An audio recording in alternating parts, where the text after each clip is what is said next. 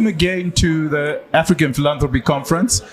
We're here and it's a full house, and I'm excited about the guests that have been speaking so far and the guests that have actually joined us. And this is a familiar face, somebody who actually watches the show and has been following us for a very long time, somebody who's actually knowledgeable about a lot of things that are actually happening across Zimbabwe in terms of debt and also across Africa, because I think you are transitioning from Zimcode to Southern Africa Trust. Oh, there you go. And this is right up your alley. Maybe, Yes. Janet, I've known you for a minute, but maybe Yes. you can just introduce yourself to our audience and to Thank everybody. you. Thank you so much. Thank you for having me tonight, Zhou. So I'm Janet Zhou, J in short. I work with the Zimbabwe Coalition on Debt and Development as its current executive director, of course, by the exit door.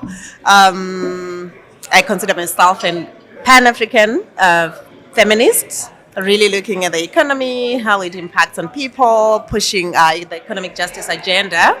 And bringing on the table the marginalized voices, usually in the economy, in the social sphere, and sometimes in the political sphere in terms of participation of the citizens.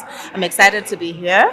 So why do we find you here at the African Philanthropy Conference? Are you a philanthropist yourself, or you're in the advocacy work? Really, let's... I guess every African is a philanthropist, and especially women. Yeah. We offer a lot of services. If people are talking about the K economy as an example, can you imagine how much women give to take care of children, to take care of partners, of family, elderly, and also I am a philanthropist in that regard. But I'm here because we're a partner of the Trust Africa. Of Southern Africa Trust as well. And this is a good networking opportunity and also to understand the philanthropic discourse. And I think it ties in very well because it's an issue of resources, distribution of resources from the wealthy to those that are in need, how we can do that better. And there's an alternative to debt, by the way. So when we, I come from the debt justice movement, and we have specific issues and concerns when it comes to the debt discourse as it is and as it is currently prescribed in terms of conditions, in terms of the geopolitical and global financial architecture. And philanthropy is one good alternative that we could pursue. This is why I find myself here. Okay, so let's... it's a big complex, but I like your answers and what you say, because there's a lot in there, right? And I just want to tear it apart, and then we can then nibble on it on the best. So you looked at philanthropy as an alternative to debt, yes, as an alternative to investment, yes, as an alternative to tax, as an alternative. I mean, can you please help us to decipher all those little elements that you've already spoken about? Yeah. So from where I'm coming from, the debt justice movement, we have had issues in terms of the relationship between the global south and the global north and how resources are distributed. And if you look at the African level, most countries are in debt distress simply because as well of the conditions that are tied to debt. We have spoken about illicit financial flows. We have spoken about the impact or the preference to service debts at the expense of social investments, as an example, investing in health, in education, water and sanitation, and the like. And coming from Zimbabwe, we also even know that we don't have access to concessionary loans, as an example, since we defaulted in the early 2000s. We have not been receiving any new loans at concessionary rates. And if we have accessed anything, it has been expensive loans, or those that are resource-backed by our natural resources, as an example, including our own investments, the Chinese investments, and what we then have to give or mortgage our resources. So we're saying here's an opportunity for us to unpack then the philanthropy as an alternative of saying, how do we give? And Zimbabwe stands as an example of how we can give. We have survived from the early 2000s without the concessionary loans, and we're here, we're surviving. How have we done that? The diaspora has been giving as an example. Are they part of the philanthropic world as an example for their families? So we should consider them as philanthropists. They could actually there you have it, the diaspora are philanthropists. They have been, because they have subsidized. I think they're number two in terms of the forex earnings in Zimbabwe after the Platinum Group, come the diaspora, and then probably the NGOs, the development world, and what they have been giving in terms of aid. So Janet, what I really like about you, what you're saying is you're speaking to nomenclature that saying that it's remittances is fundamentally different from actually saying it's actually philanthropy. Why do those sound it? Because if we then look at the African, I liked the idea, and I want to tie this with the speech we were given by Mama Grasha yesterday about African giving. That is about giving and sharing. I'm sure when the diaspora is sending, we'll capture it in our economics as remittance, but they're simply sending money back home to give to their families for survival, as an example. They just identify a challenge or an issue, as Mama Grasha was saying. My mother is sick. I need to send home some money for them to access health services, or schools are opening and it's a new term and I need to send money back home. And I think if you're looking at it from a very ordinary citizen, that is what given. That remittance, what we're calling remittance is. This is about giving and sharing what we have with those that are in the diaspora. And some will actually say they're the ones that are subsidizing the government in terms of where it's failing, where it cannot provide the services. If you're saying there's no paracetamol in the hospitals, or 23% of children are out of school, the reports that we're currently seeing that have just come out, like the Auditor General's report is an example, we then see that the diaspora comes in to give, and if we are defining philanthropy as it was given to us. Actually, Mama Grasha said, I have an issue with this word philanthropy. An ordinary person does not understand it. I don't want to use it. I want to use giving and sharing. That is what Africans know. We give and we share, and we are not driven by money first, but by the challenges. When we're giving, we identify that there's a need there, and what do I do at an individual level? Then it spreads across into society. We fill in the gap. Then we take in our brother, the other brother, and we put together the resource and we grow like that. So would you say that's fundamentally different from a Western society? Exactly.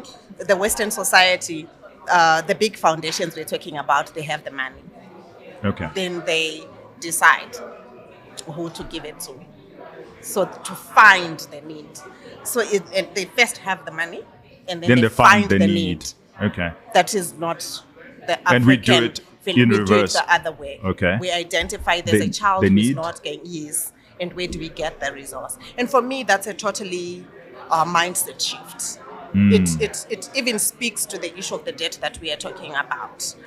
That if we can see the need first, then maybe we don't need as much debt. Yes, we don't need as much debt, but this mindset that we are victims, we have nothing, it changes as well. Because when you have seen the need, you look at exactly what you have. So an ordinary village woman somewhere in Zimbabwe, in a village in Zimbabwe, will know that if I sell a bucket of millions, it's going to feed as many it can people. Feed as many people. So we move away from the fact that we don't have. And they're much closer to the need. Exactly. They're much closer to the need. They have identified it. They will respond to it. And it becomes a together. We always talk about village in Africa. So we are a village. We will not leave each other to struggle in that regard. But in the Global North, the money is here. There's Ford Foundation. It has got all this money, or it's OSF, or it's whoever. There's all this. Let me tell you a bit of an anecdote, which I find funny. But there's this argument that, in Africa, whoever dies, it doesn't matter whether they're rich or poor, we will always bury them. Right? Yes. In Western society, it's the state that will bury them. Right? Yes. It's not the society. Whereas, it's because of the need. The need is there. We need to bury someone, and we chip in and we ensure that they're buried. Yes. Whereas in the state, in Western society, it has to be the state itself that will then needs to chip in. Exactly. And in this, I want to believe that this whole thing of I don't have or I'm poor is not even African, right? Everyone in Africa knows that what they have is a resource, and you don't. Okay, let's double click on that. What exactly do you mean? Because that's an interesting concept. in Africa, people don't give because they have access. I have my own personal story. I come from a very poor family. I came from from a very poor family. We didn't have, but we gave. We even stayed with relatives, not because we had. That's the thing. You don't give from a point of you have a lot, you have excess. You share because that's communal. That's who we are. There's no one who doesn't have. You may have vegetables, then the one coming from the city has got some few dollars to buy a goat, or actually we have the goat and you're bringing the bread which is not bagged in the village and all that. So what I'm getting from you is you're saying actually philanthropy is actually part of who we are. It is. Ubuntu, like we say the word that we use all across Africa. That there is no one who doesn't have anything to give. I'll be very offended if I had a relative who was coming from the village and they don't bring me anything and they say they don't have anything. There is no one who doesn't have anything. You can bring me nzungu, whatever you can. Yes, and when you're going, then I can buy you a little as well, and we share. So there's the concept of sharing. So we will not start from a point of I'm going to give to people that are poor, those children with flies who are starving. That's the narrative we have known. And it also comes from the Western society that we're talking about, that we are going to Africa because people there are starving, they don't have. And that's the mentality then that we have been given. So you see, even when it comes to the debt conversation we are having, we'll then be given all these conditions because we are meant to think that we literally have nothing. But talk about the resources that we have, the natural resources that we have. How do we make use of them? How do we leverage on them? How do we negotiate? But Jenna, that's a little unfair, especially for the World Bank and the IMF and every one of those Western organizations. If you look at how they've done it in Zimbabwe, and I'll speak to Zimbabwe directly because we're very familiar, is when they come into the communities and they were building clinics and hospitals in the 80s, they were partnering with the local community. So the local community would actually bring in the labor. Exactly. And then they would bring in the capital to ensure that you actually have a school or a clinic. So that was a symbiotic relationship. That is exactly. That is what we would. If there are models like that, those are the models we need to use. But those models, I remember them being our models because we know there is a building fund and each family or household, if you have children at a school and they want to build, you have to bring in 500 bricks. So those who have money will bring the money. Those who have the bricks will actually bring the bricks and all that. But those are African models, tonight. Those are African models. They're not Western models. Okay, so what I'm hearing from you is maybe that's what we need to be talking about. Yes. With African Philanthropy, is let's integrate the models that are already there, and then we partner with the Western philanthropists, and also African philanthropists, because we do have lots of rich people, so high net worth individuals who, right? And let's integrate that. So let's come to something that I'm passionate about, and I want to hear your thoughts on this. African philanthropy. So people who've made money in Africa.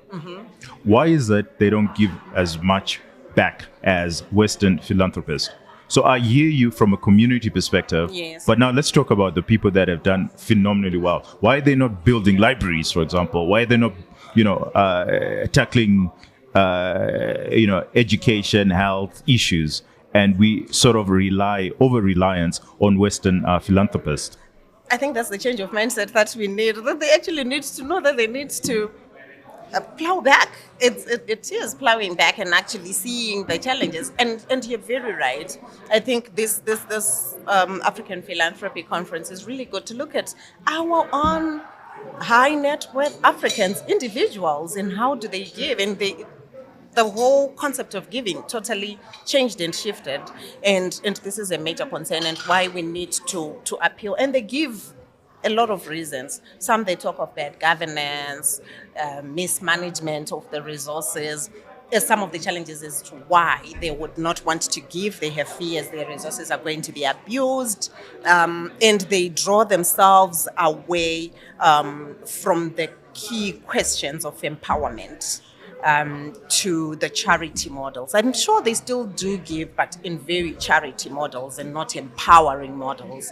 And my thinking is the African philanthropy we are talking about must be empowering. It's not giving to victims. It's not giving for charity. It's actually on an equal footing and basis that we want to be at the same level. I want to ensure that others have gone to school, others are receiving health, and all these fundamental human rights, social and economic rights that they have to receive. So it's a total mindset. And I totally agree with you that as Africans, those that are rich or the high net worth ones have not really stepped up in terms of giving. They shy away from it and probably still pursuing the charity model. But we want to move to empowerment more. How do we do that and appeal to them? And I think that's the work that So I like what you're saying again.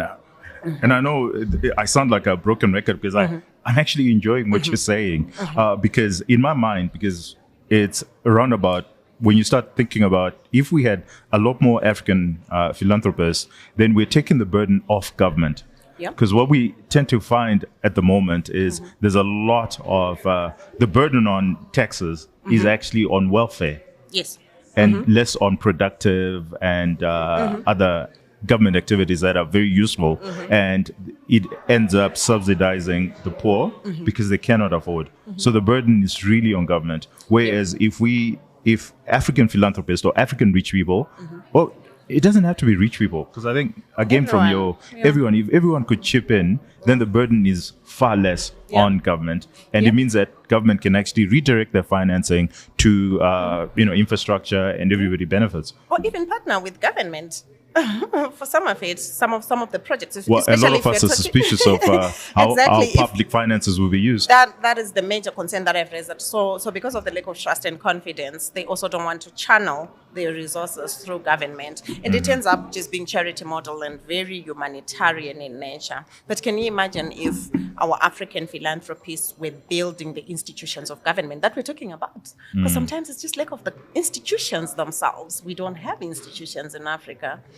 Most countries, at least, they don't have functional, responsive, and agile institutions that really speak to the issues that we're talking about. If they were to partner to build those institutions, to build strong parliaments, to build strong anti-corruption commissions or bodies, build strong electoral bodies, election observation bodies, and all the management bodies, and all this, if they were also part of that and we build our institutions, then we'll have that confidence, because the resources we are putting it towards that. So it's an issue of partnerships. Probably that's a key thing. Our governments talk of public-private partnerships.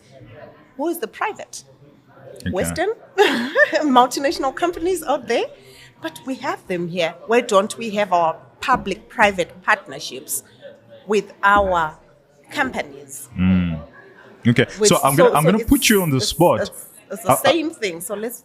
I'm going to put you on the spot because with your new role, there's something that I'm particularly passionate about, and I'm going to put you on the spot because I'm going to be watching what you're going to do in your advocacy role.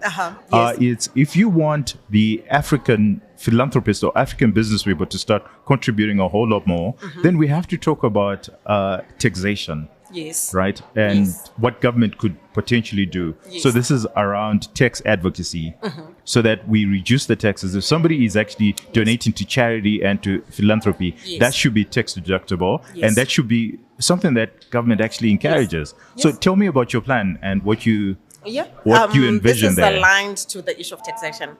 So I'm a tax justice activist. I totally believe that we should share equally, and tax has got roles in terms of redistribution, representation, taxing the bad for the good, and all this, and the tax burden has to be shared, and when we do get the resource, we should manage it properly. That is where the justice comes from. Where are we channeling it to? We have gotten this money from our tax revenue. What are we going to use it for? So I think for me, it's to empower mostly. I would want to see what happens with small to medium enterprises in terms of taxation as we create an enabling environment. I totally agree with you. We need to build an enabling environment, and the issue of tax comes up. We don't need to burden anyone. Let's share it equally. the individuals, the citizens themselves, whether it's VAT, it's corporate tax, it's royalties. How do we make sure that we have shared the burden equally? And I think I'll be working with community foundations, supporting community foundations that are partners to Southern Africa Trust, and we need to see how we build on that and Janet, the voice around I that. wish you all the best in your new role, and this was fantastic. Thank you very much for sharing this time with us. Thank And you. Thank you so much. Absolutely. Sure. Ladies and gentlemen, thank you for joining us.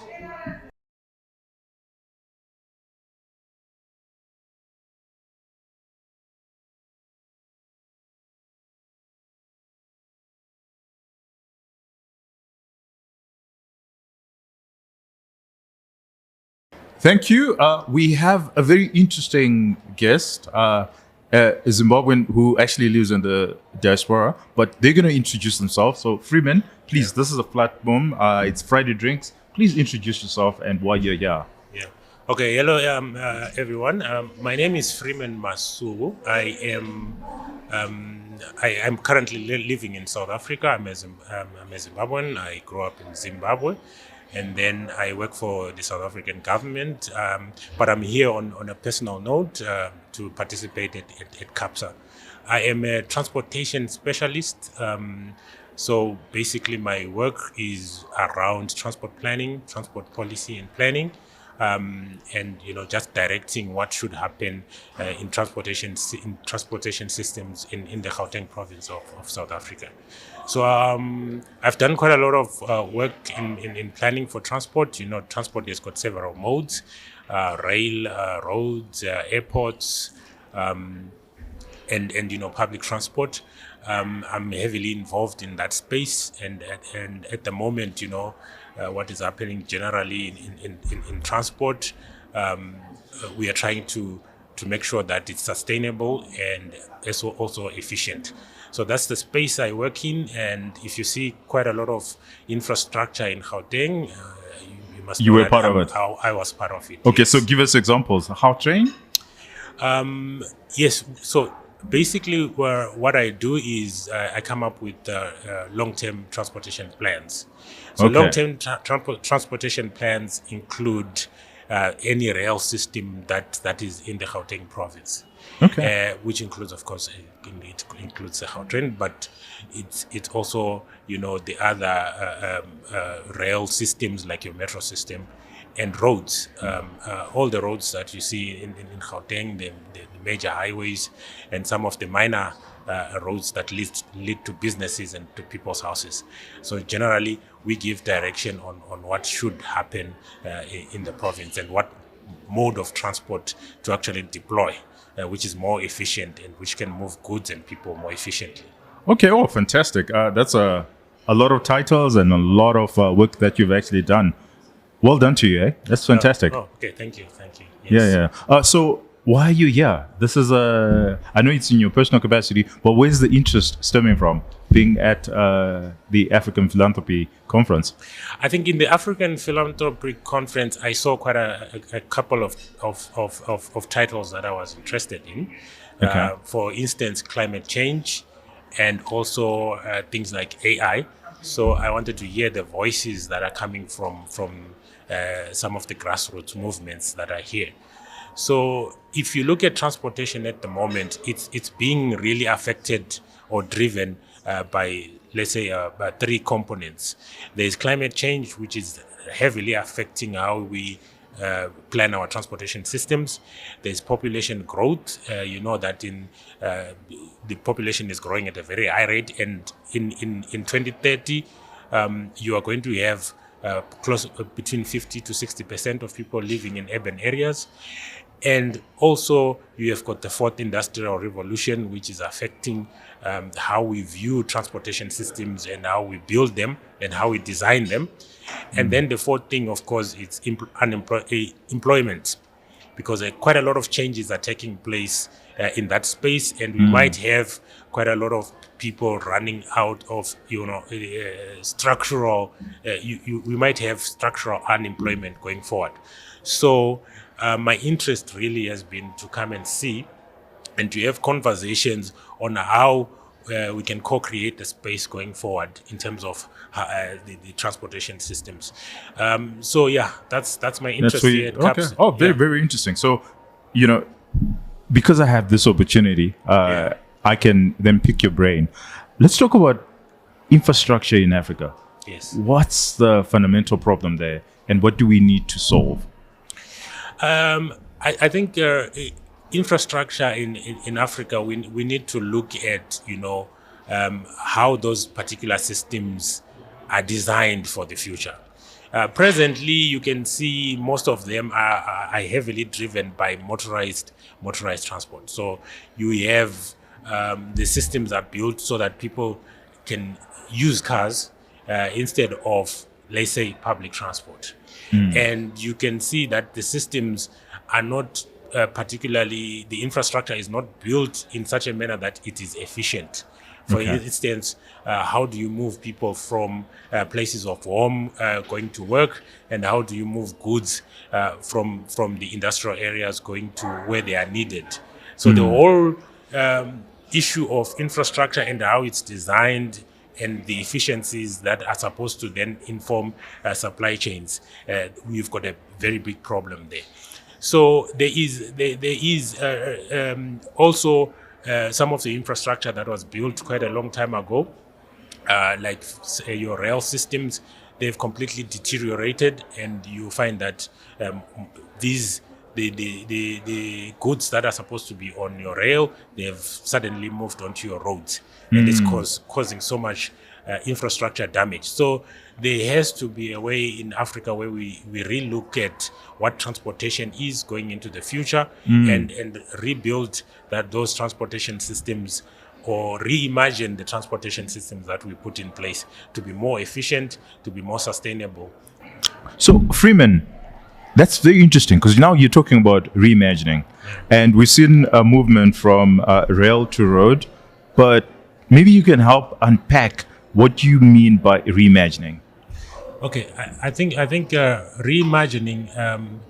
There are a lot of, Africa in general.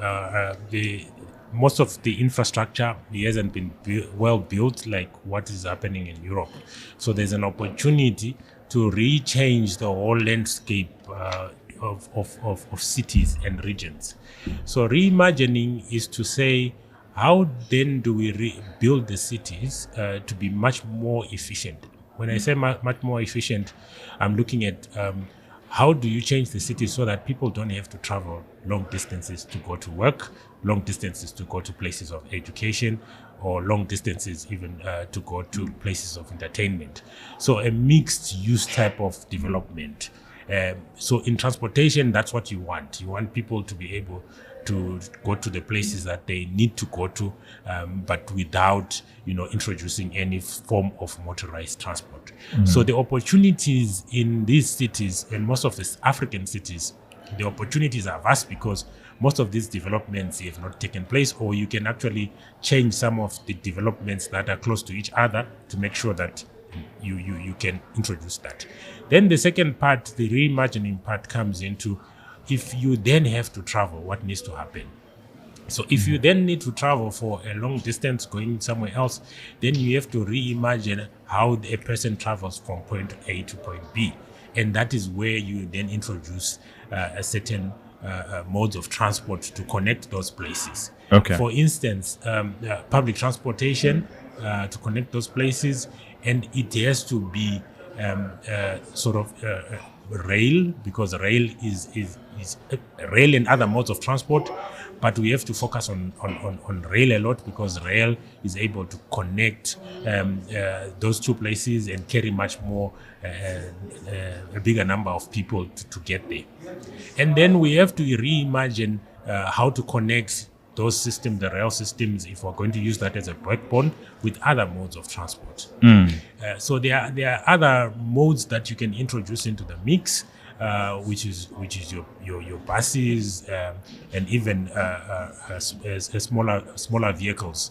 So that movement is already taking place at the present moment internationally, because the whole idea of sustainability is that how do you introduce certain systems that reduce your carbon footprint? And if you then move people like that in using public transport, you are reducing the carbon footprint in a very big way. If you are introducing the structures in a city where people don't need to travel long distances, you're already reducing carbon emissions in a very big way. So, and then if you are then building a public transportation system that can take away, for example, if you look at a bus, it can take away 60 vehicles from a road, because a bus carries 60 people, and then so you are then taking away those 60 vehicles and all of their individual carbon emissions.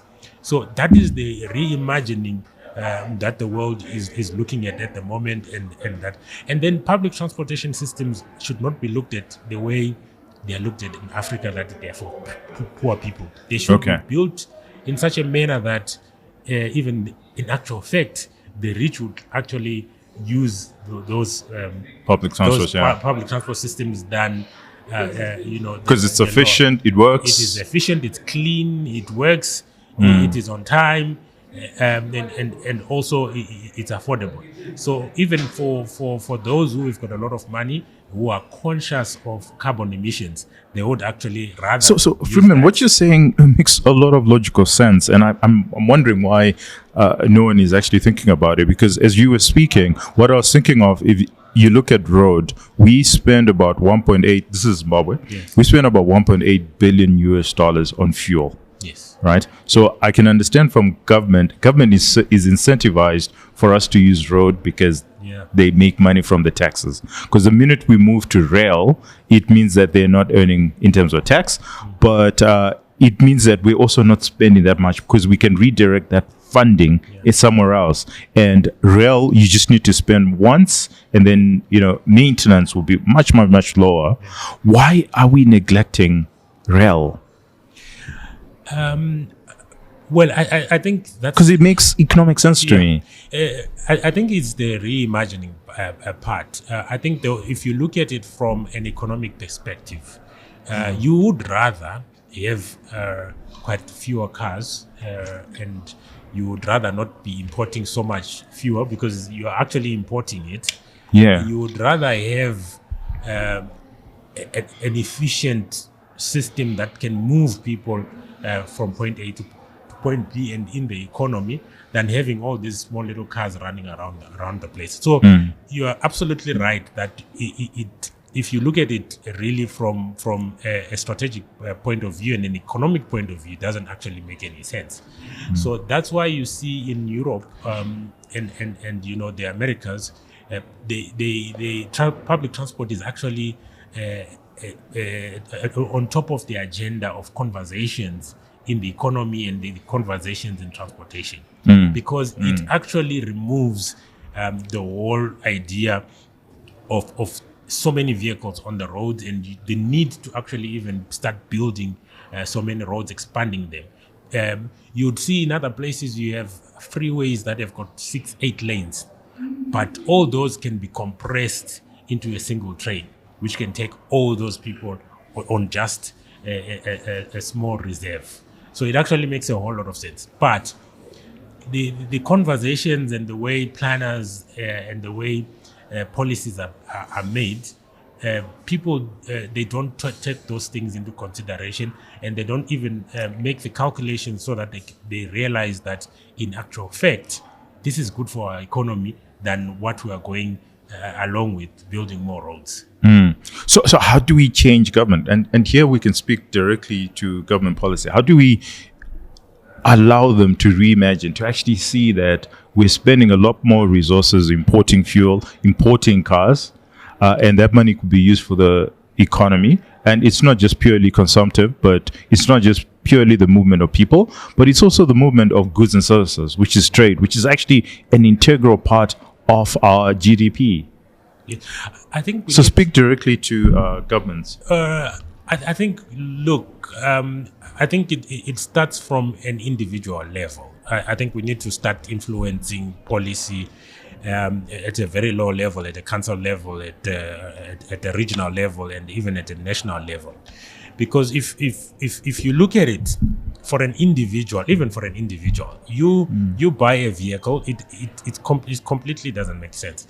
You buy a vehicle and then you use the vehicle for say an hour a day. The rest of the day it's parked. And then you then, if you are using that vehicle, you are stuck in traffic there for quite some time. And if you make a calculation for each and every individual, how much economic value is lost just sitting in traffic in a day, you realize that is actually quite a lot of money. So it is in the best interest of individuals to actually start saying, hey, look, can we reimagine how we are traveling from point A to point B? And then to the government, in fact, they must be able to quantify the economic benefits of doing certain things. The economic disbenefits of doing certain things. So the economic benefits of not providing efficient transportation systems that are well thought out and that maximize on the benefits of each and every mode.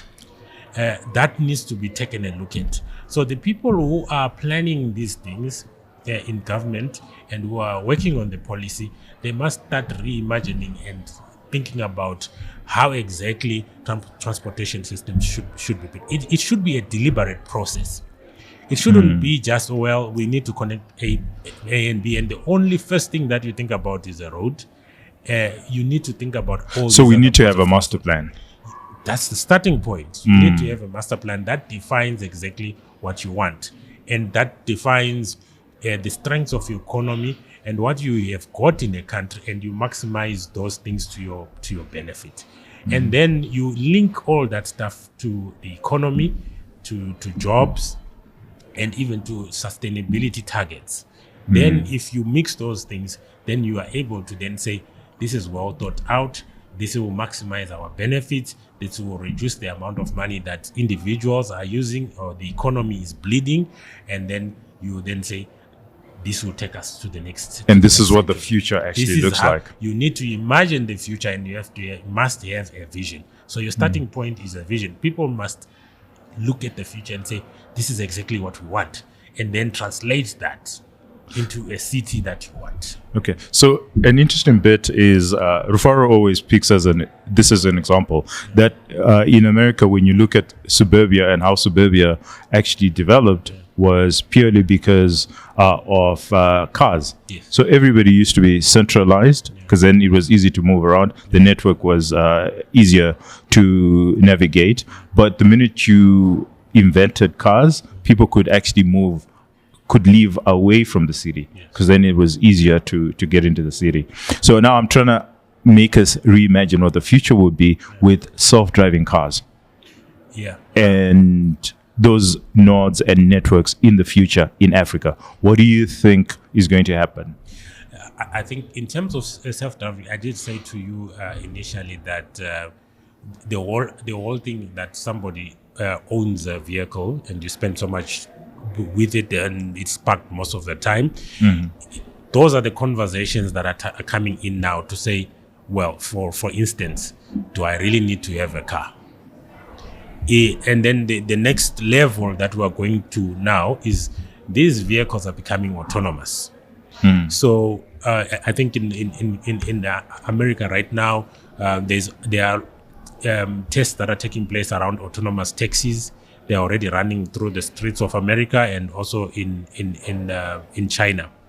So you need to think through what is going to benefit yourselves first. If you are then saying the autonomous cars that are there, then they are coming. If you put them in as individually owned, what does that mean to you? What does that mean to your city? If you put them in the hands of those who are using them for taxis, for instance, that means you don't have to own a vehicle.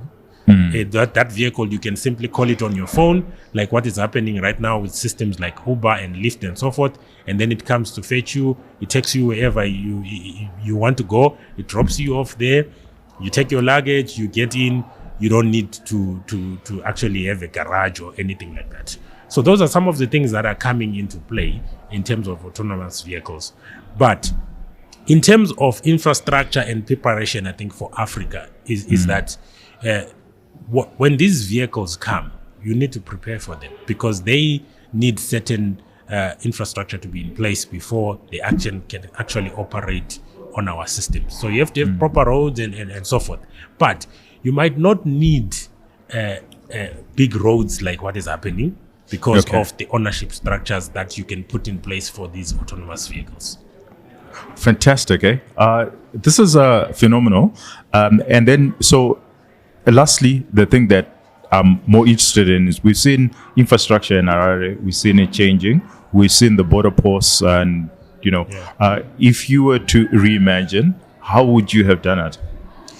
Yeah, I think interestingly enough, I was in Harare I think it's a month ago. I hadn't been there for quite a long time, I think 15 years or so. Oh, really? So when I got there, I saw there's quite a lot of traffic. There's a lot of traffic, and there's quite a lot of construction of roads that is taking place. Yes. But when I looked at it, I actually said, well, I think this might actually turn up to be a missed opportunity. Missed opportunity in the sense that you can now reimagine how Harare should look like before you start investing so much money in rebuilding the roads that are there. Reimagine how Harare looks like and start investing in transportation systems and not car focused systems. You must look at it as a system, not that you want.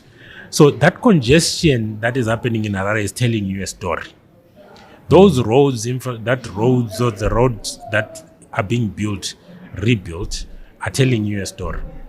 If you were to invest in other modes of transportation, you would actually realize that you might actually remove most of those cars that are in Harare and replace them with efficient transportation systems that are clean, affordable, and reliable.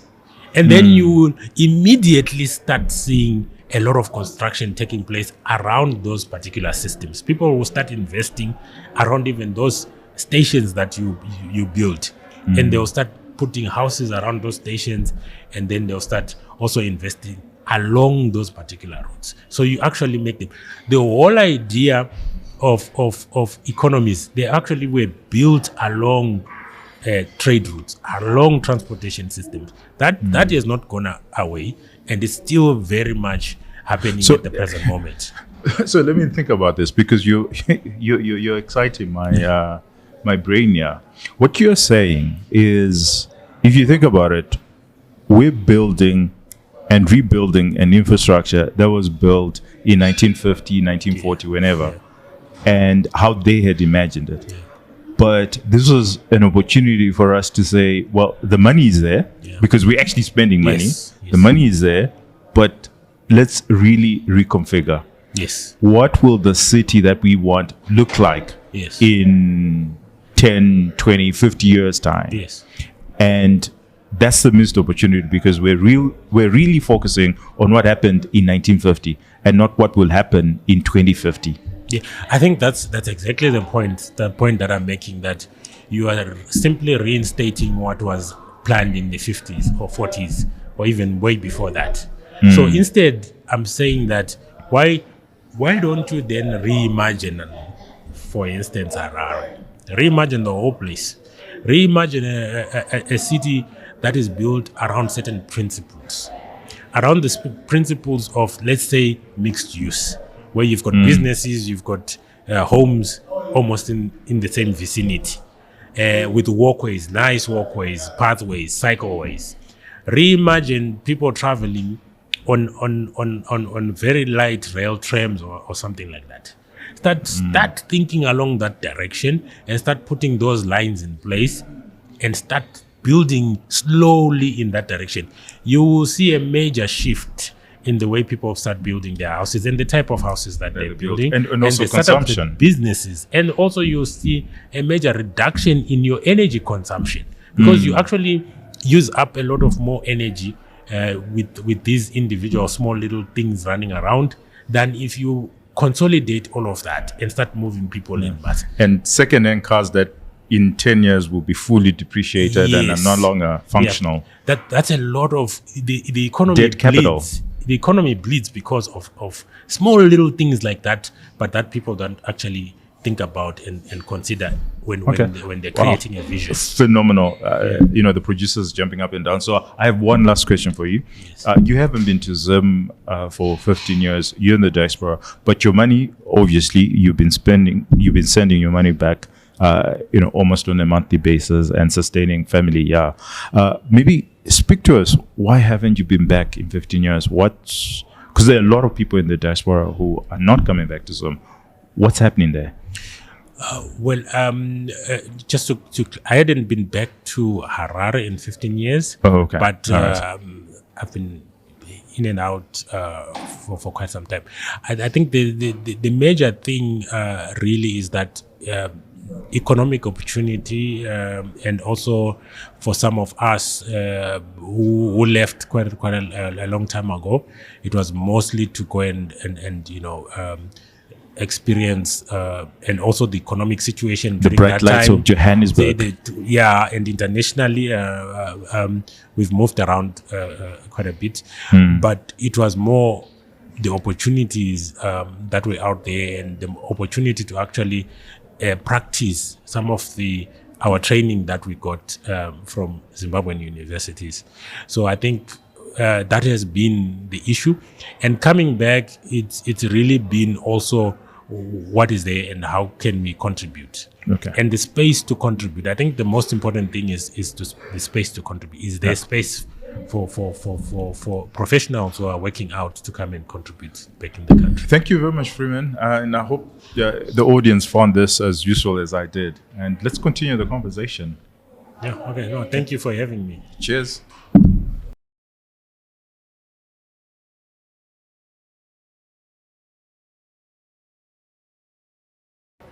Thank you very much, everybody, for coming to join us. Again, we are still at the 5th African Philanthropy Conference, and we have the most important person in African philanthropy. So we're here.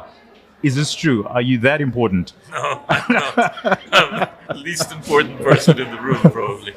This is a great gathering of people working really at the front line of exciting things. And so I think, to be the most important person in the room, you'd have to be somebody quite special, and I'm not.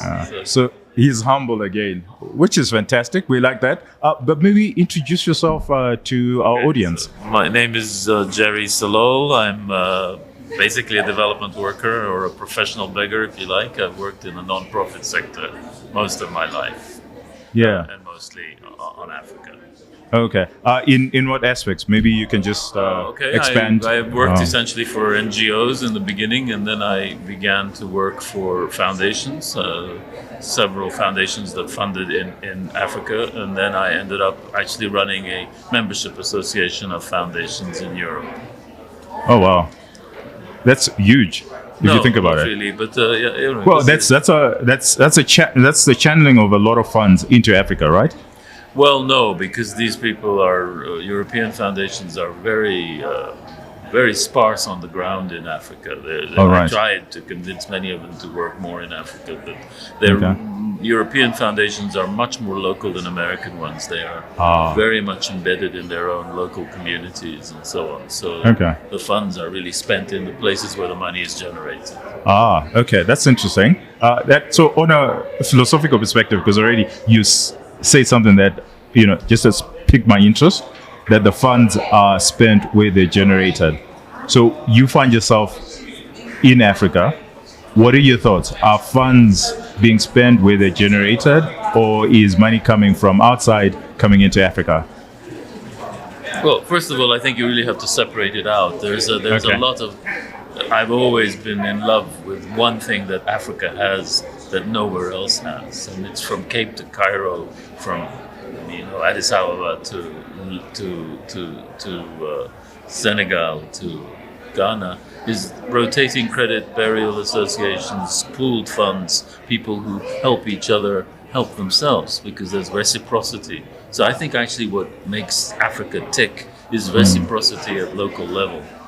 And so, you can't bury a person with dignity. You can't send a kid to school unless the community pools resources. And so the pooling of resources is, I would say, part of the DNA. And so a lot of Africans benefit from a community that is well networked and is reciprocal.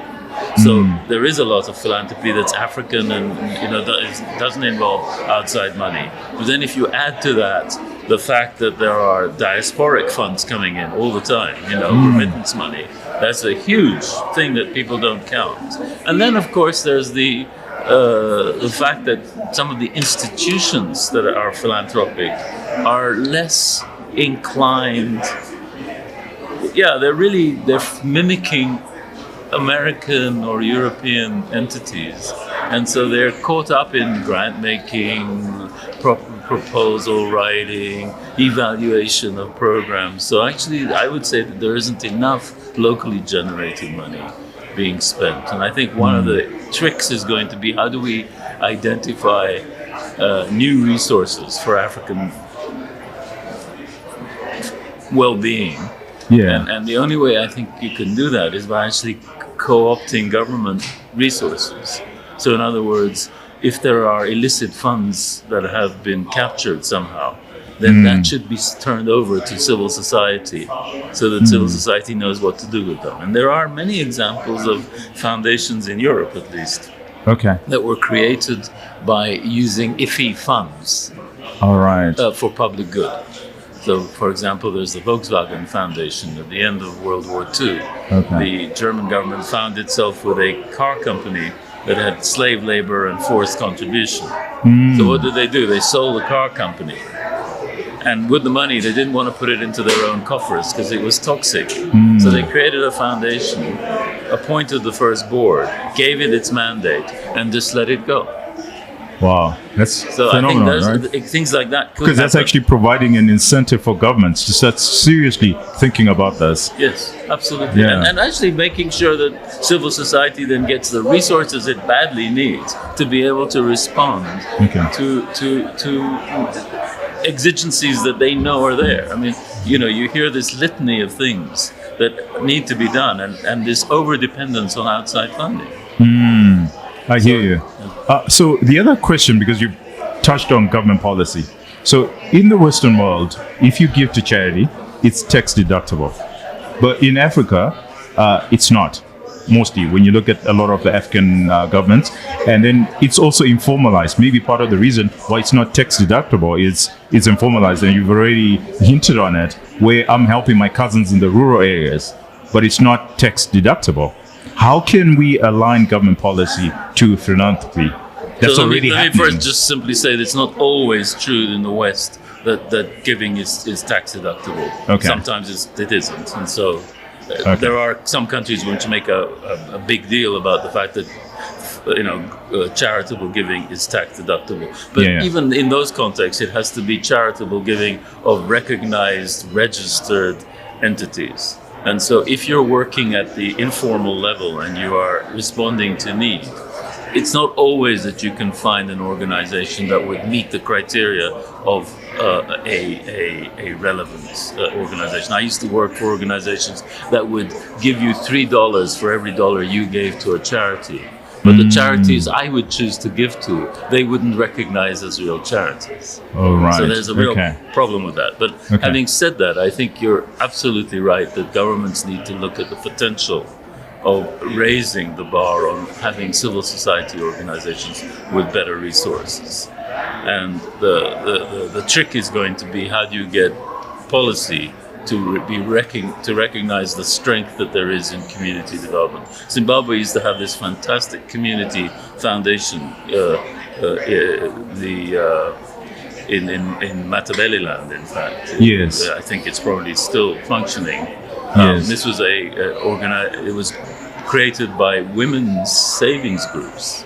And they pooled resources and they created the community Western Zimbabwe. Do you remember this? Yeah. It still happens. I think what probably needs to happen is to scale it. So a lot of the clinics and the hospitals and the schools that were built, it was again the local community coming together with international funds, and they would contribute in terms of labor. There was a pooled effort. Yeah, exactly, and that actually helped the society because a lot more kids went to schools. So we would love to see that. But I suppose the question now is, in terms of policy, government policy across Africa, what could we do to get a lot more recognition for the philanthropic work that you guys are doing, and to get a lot more business people contributing?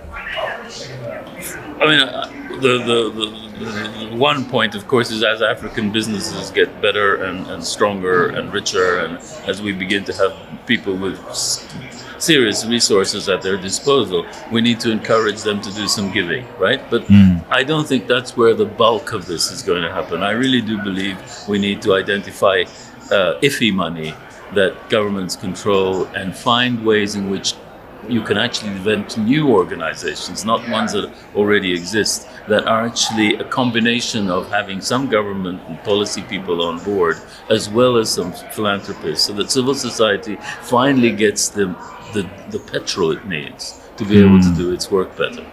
And I think we need to think bigger, right? We need resources, and the resources are not going to come from outside. Okay, so you keep talking about illicit funds, and I think that that's something that you already have a concept around. So I want to go into the practical steps. What could government do? Let's say today, and because we're in Zimbabwe, we're in Victoria Falls, so it could be the Zambian government, it could be the Zimbabwean government or Mozambican government. What could they practically do tomorrow to ensure that they set up these funds where they capture the illicit funds and start First of all, it's more complicated than I'm letting on, of course, because there are many different kinds of illicit funds. Yeah. There are illicit funds that people know about, and then there are regimes that have to do with essentially how business is conducted in the capitalist world, which means extraction of resources is business as usual. So in a way, you first of all have to document it. And Briggs, for example, is somebody that has been working on illicit flows systemically and trying to bring to the attention both of how big the problem is, how many illicit flows, and some of it is corruption. But that's not the bulk of it. The bulk of it is actually business as usual, where people are following rules, but they are actually taking resources out of the continent that shouldn't be taken out of the continent. So I think that there is a first of all, people need to recognize it's happening, and they need to call it what it is, and then they need to think about presenting people with proposals about what could be done with that in a better way. And from my perspective, it's really important to make the case that actually civil society knows what's needed and therefore has to have a seat at the table, not the only seat at the table, but a seat at the table to decide what to do with resources that belong to the continent. Yeah, because I mean, what excites me about that proposal is if I'm sitting as a public policy analyst, I'm thinking in terms of government, this alleviates the burden, the tax burden that government already has on supporting. There have to be winners everywhere, right? This cannot be a one person win, the other person loses. It has to be reciprocal. And the point is exactly what you're saying, that this is actually in the long run, in the interests of any government, to have civil society that's functioning, that's not dependent on outside aid, and that's actually free to use its expertise and to respond to people's needs. That's the goal. That's the golden standard, right? Absolutely. And I mean, Europe has foundations. I've been working with European foundations for nearly 20 years now. They have so many foundations that are so unique and different, and they aren't following just in the billionaire gives money and then the foundation gives grants and so on. There are some organizations that are really. So, for example, there's one Italian foundation called Con il Sud. Fondazione Con il Sud, Foundation for the South, or with the South. Yeah. And it was created by Italian government and Italian banking foundations. And what they do is they use confiscated mafia assets and return them back to people to manage and resource. So the people who are the victims of crime are the beneficiaries of the return money because they end up owning the house, or they end up running a restaurant in a person's villa, or anyway, That's the very assets clever. are back to people. So there are examples in the world where Well, this has Gerry, been I've done. actually learned something, yeah. Really. And I'm excited about it, actually. I'm That's a very very excited clever. by this. That's a very clever way of looking at it. And actually, because there is an incentive, because now the community, government, everybody is incentivized to make it work. Yeah. And my point, I think, there is that when it's not as if these illicit assets are being captured now and somebody's asking somebody to give it up. Somebody's actually saying, let's identify them together and let's find a mechanism to use this in a more exciting and more interesting way for ordinary people living on the ground. Yeah. So we're less dependent on begging other people for money. True. And less burden on taxpayers. You know? Yeah, I mean, let's also make sure people pay their taxes. I think I think the tax-taking regime is really important, and all governments are going to have to get better at being able to utilizing the tax money. Yeah. But it needs to be done in a reasonable kind of way. So. Oh, fantastic! Thanks for that. So now, finally, I just want to focus on next year or whenever you have the next conference. What do you think the big ideas are in terms of philanthropy going into the future in Africa? Well, today I was blown away by both panels. The first panel was really mind-boggling because Abeba, she talked about, essentially she talked about the problem around AI. And she really, I think, pointed to some of the dangers that AI has. I don't know if you attended this part, but it was mind-boggling. And so I think one of the big issues for all of us on this continent is what do we do with technology, what do we do with digitalization, what do we do with AI, how do we respond to it? Because the African presence in the policy making there is minimal. That's what we heard today.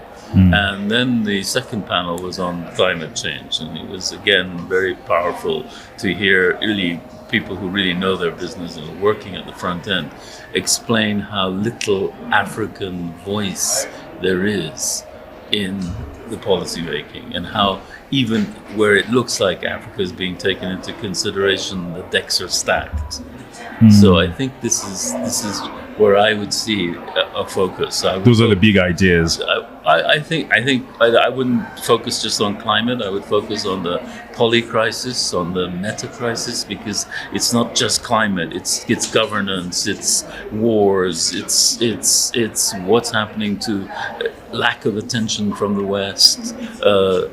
Competition between different geopolitical players who are trying to exploit the continent. I mean, the number of problems are massive, and they are compounding one on top of the other. I wouldn't select one and say climate's the most important. That's why you're here. How do you distill it for a commoner or for a 6-year-old like myself into something that I can digest and say, guys, okay, it's very complex, and that's your job, is to distill this complexity into something simple that we can all agree on and rally. Africa has two big things going for it. One is that it actually has proven over the last 50, 60, 70 years is that it has incredible resilience. And the actual experience of how to deal with a world that's changing, climate, governance, wars, this and that, Africa has the experience. Actually, Zimbabwe is an incredibly exciting country because it shows that even despite the most difficult circumstances, Zimbabwe still has a 90% literacy rate. How did it achieve that? And it's a resilience that we have to exploit. This is what Zimbabwe is going to have to teach the rest of the world how to deal with crisis and inflation and mega inflation and collapse of systems and how to. So in a way, Africa has resilience to sell, and it should recognize that it has that capacity. And frankly, it's going to be badly needed. There is a transition coming that no one is prepared for. Except Zimbabweans. No, except Africans. Except Africans. I think Africans have a have head that start, resilience. Have a head start. Sorry, I'm not trying to lighten the fact that people are in pain and there's trouble and all that. I'm simply saying that the capacity to push back against very changing circumstances has been proven on this continent. It's an asset. Absolutely. The second thing I was going to say about how to simplify this, people on the ground know. We come up with all these fancy words, climate, this, that, and the other, all the jargon. The truth is people are facing it on a daily basis. That's so true. The solutions are there on the ground. It's a question of, can we listen to them? Can we listen to people who are on the ground? And can we, with respect, take their insights into consideration and not bombard them with outside ideas that are not relevant. Wow. Well, phenomenal. Thank you very much, Gerry, for doing this. Okay, I hope this works. There's a lot to learn from you, and I hope that the message resonates right across Africa. And next year or whenever we meet again, we're talking a different language. I can follow the podcast, right? So absolutely. You'll find us on YouTube and on all social media.